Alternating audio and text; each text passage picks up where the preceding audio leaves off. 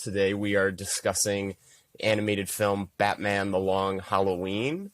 We have with us actors Jensen Ackles and Julie Nathanson, writer Tim Sheridan, and producer Butch Lukic. So just wanted to start, what's it been like, sitting on this, working on it for a couple years? Jensen, you're Batman, and you haven't been able to talk about it for a while. That was definitely the most difficult part of this entire experience, was just not being able to talk about it. It's obviously most people I know, it's every little boy's dream to be able to get paid to say I'm Batman. So that was one I had to bury deep and try to forget about for a while, because it was several years ago, at least 2, right? 3. Yeah, probably 3. We started 3 years ago. Recording we did 3 it. years ago. Yeah. Right. Yeah. From the time you would see this movie, Jensen would have exploded. Like his NDA, NDA would have just fallen out of his face. My beard would have been down to here, and I'd be living in the mountains. Yeah. somewhere. So really, the best part about this is that you were able to shave. It's not a COVID beard; it's a That's Batman beard. You grow the beard until you can tell people you're Batman. Right. I was just hiding from myself. Exactly. Yeah. It was. When I was first allowed to announce it, when the cast was finally publicized. I think my post was at some point that Batman, the long secret I had to keep. And it's funny, part of the secret is that Jensen was Batman. Jensen, I'm not going to lie to you. You were phenomenal in this movie. So it was so exciting, and wanting everybody to see and hear your performance, and Josh's as well. Josh Duhamel, who plays Harvey. And both of you are just so stunning in these roles. I think people have not only been waiting for The Long Halloween, but they've also been waiting for Jensen as Batman. Yeah. Speaking of a fan, I mean, it's like my most liked tweet, I think, of the last year was when it got announced, and I shared the GIF of Jensen saying I'm Batman, and I just said finally, and people went nuts. I remember when you posted that. He's right out of Central Casting. Everybody knows that Jensen was born to play Batman, so I'm so excited for people to get to see this movie and see what he does. Yeah, it was funny, just to kind of go back to what Julie was saying, that I'd love to just have the mic and be like, by the way, guys, I'm back.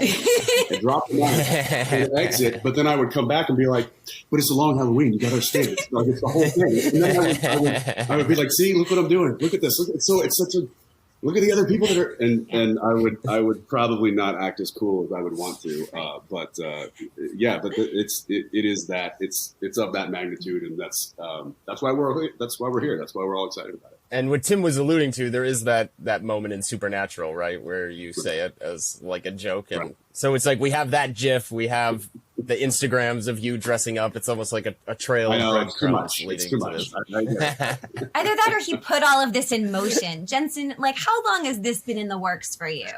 Right. Listen, I read The Secret. Okay, I put it out there. That was my question, because the voice print, Jensen, I don't know if you feel this, I think with Batman, there's such an iconic voice print to find it and make it yours. And it made me want to ask, I know this is your job, not mine, but Jensen, what was it like? I wanted to ask you, what was it like to find that voice in you? Well, the biggest thing that Wes and Rich and I were having a struggle with, I think right in the beginning, was knocking the Texas out of me. I had to make sure that there was no that I didn't slip into a Matthew McConaughey.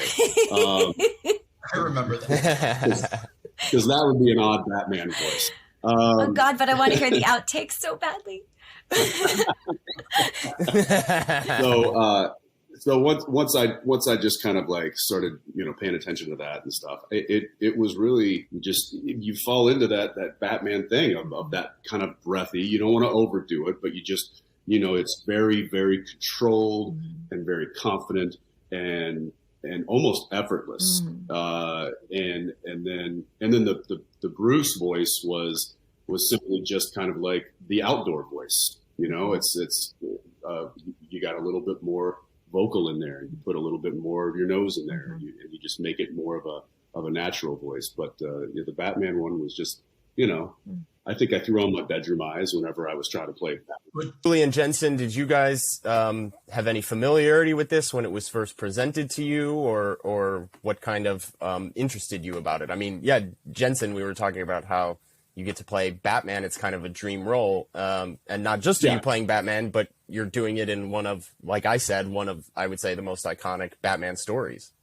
And I think that's one thing to keep in mind. And this kind of goes back to what we were talking about, keeping this secret for so long, was it wasn't just the Batman. It was the Long Halloween, which is just such an iconic story within that world. And that was a double whammy when I told my friends. I was finally able to. I was like, "Oh yeah, I'm a Batman," and they're like, "What?" And then I was like, "And it's a Long Halloween." What? So it was very, very clear that this story is, obviously everybody knows Batman, but this one in particular is certainly widely known, even to folks that aren't heavily into the comics. And I that became very apparent to me just as I was able to start to talk about it. Originally I'd come from a previous film where I actually voiced Red Hood. And so when I got the call for this, I assumed that I would be reprising that role back into, whatever story these guys were adapting. And then I realized that I had gotten the upgrade, so or at least the option for it. And I don't even think they got the full Batman word out. I think I heard Bat. I was like, yes.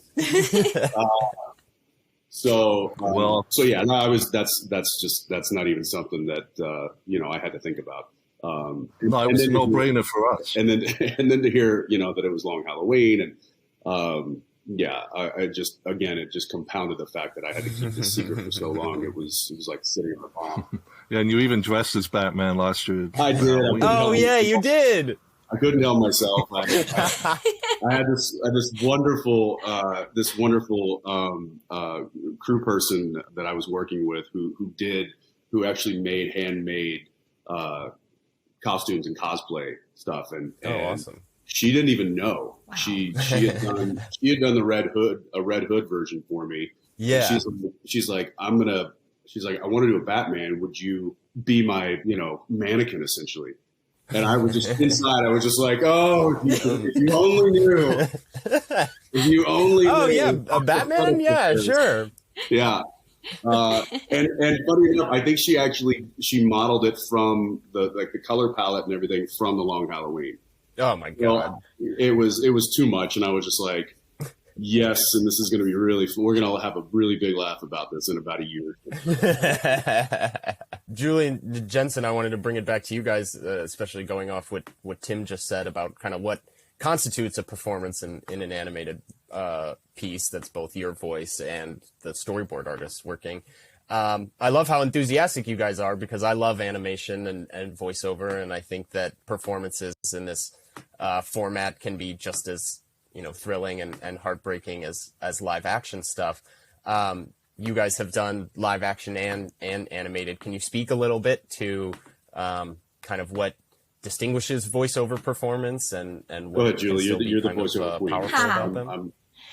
Well, thank you. I appreciate that. Your Highness will do. Don't worry about it. Well, it's interesting. I started out on camera and it was lovely, and I worked and it was really fun. And I found voice acting pretty quickly, and fell in love with it, and ended up leaving on camera behind, pretty easily. I found that for me, there was so much more room to play. And there's something about being in this nondescript booth and having to imagine every single thing around me. And many times I have to imagine the other person I'm working with because I can't even hear them. Mm-hmm. For this particular project, it's another reason why I chose not to allow myself to take a look at the source material, because I wanted to actually not have a picture of her. I just wanted to see where my voice and feeling would take her. And then to see how Gilda was depicted was just was so exciting. And Jensen, you've never seen an image of Batman before, so obviously this was a shock for you. I was shocked that he didn't have talons and weird wings. I know. Yeah. No, well, we were just talking about when Batman kind of realized that he had become more of a detective, and I remember doing this, and I can't remember if it was in the cut, but just a simple huh, and there, a huh could be like, well, I didn't know that, and now I feel stupid, or it could be, oh, I'm figuring this out now.